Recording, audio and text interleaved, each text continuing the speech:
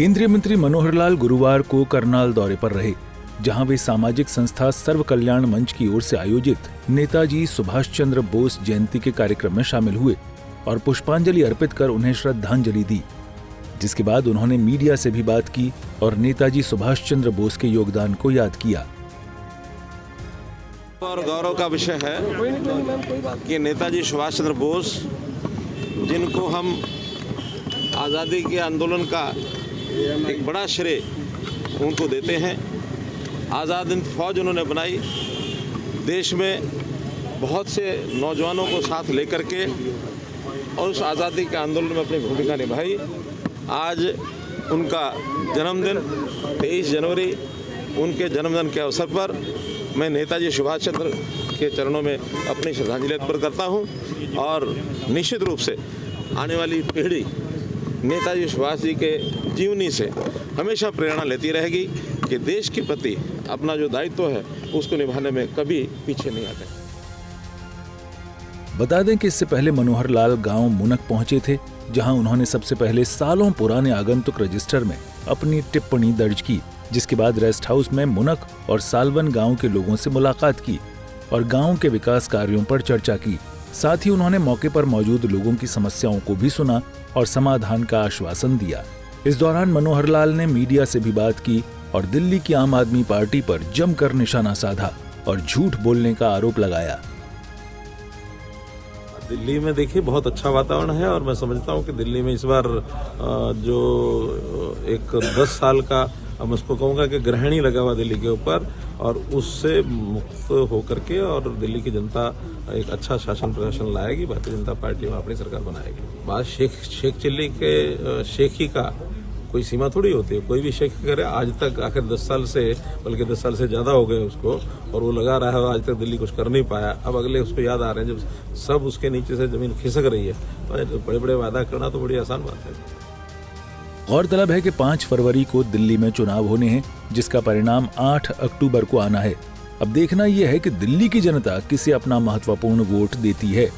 सूर्य समाचार के लिए करनाल से हिमांशु नारंग की रिपोर्ट।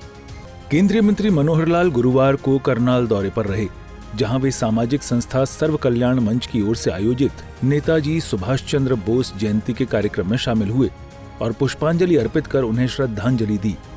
जिसके बाद उन्होंने मीडिया से भी बात की और नेताजी सुभाष चंद्र बोस के योगदान को याद किया।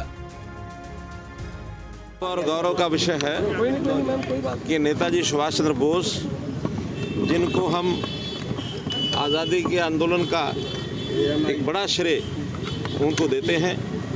आज़ाद हिंद फौज उन्होंने बनाई, देश में बहुत से नौजवानों को साथ लेकर के और उस आज़ादी के आंदोलन में अपनी भूमिका निभाई। आज उनका जन्मदिन 23 जनवरी, उनके जन्मदिन के अवसर पर मैं नेताजी सुभाष चंद्र के चरणों में अपनी श्रद्धांजलि अर्पित करता हूं और निश्चित रूप से आने वाली पीढ़ी नेताजी सुभाष जी के जीवनी से हमेशा प्रेरणा लेती रहेगी कि देश के प्रति अपना जो दायित्व है उसको निभाने में कभी पीछे नहीं आते।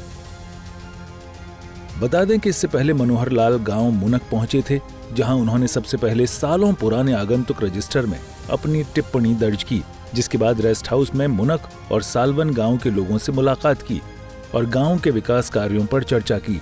साथ ही उन्होंने मौके पर मौजूद लोगों की समस्याओं को भी सुना और समाधान का आश्वासन दिया। इस दौरान मनोहर लाल ने मीडिया से भी बात की और दिल्ली की आम आदमी पार्टी पर जमकर निशाना साधा और झूठ बोलने का आरोप लगाया। दिल्ली में देखिए बहुत अच्छा वातावरण है और मैं समझता हूँ कि दिल्ली में इस बार जो एक 10 साल का मैं उसको कहूँगा कि ग्रहण ही लगा हुआ दिल्ली के ऊपर, और उससे मुक्त होकर के और दिल्ली की जनता एक अच्छा शासन प्रशासन लाएगी। भारतीय जनता पार्टी में अपनी सरकार बनाएगी। बात शेख चिल्ली के शेखी का कोई सीमा थोड़ी होती है, कोई भी शेख करे। आज तक आखिर 10 साल से, बल्कि 10 साल से ज्यादा हो गए उसको, और वो लगा रहा है और आज तक दिल्ली कुछ कर नहीं पाया। अब अगले उसको याद आ रहे हैं जब सब उसके नीचे से जमीन खिसक रही है, तो बड़े बड़े वादा करना तो बड़ी आसान बात है। गौरतलब है कि 5 फरवरी को दिल्ली में चुनाव होने हैं, जिसका परिणाम 8 अक्टूबर को आना है। अब देखना यह है कि दिल्ली की जनता किसे अपना महत्वपूर्ण वोट देती है।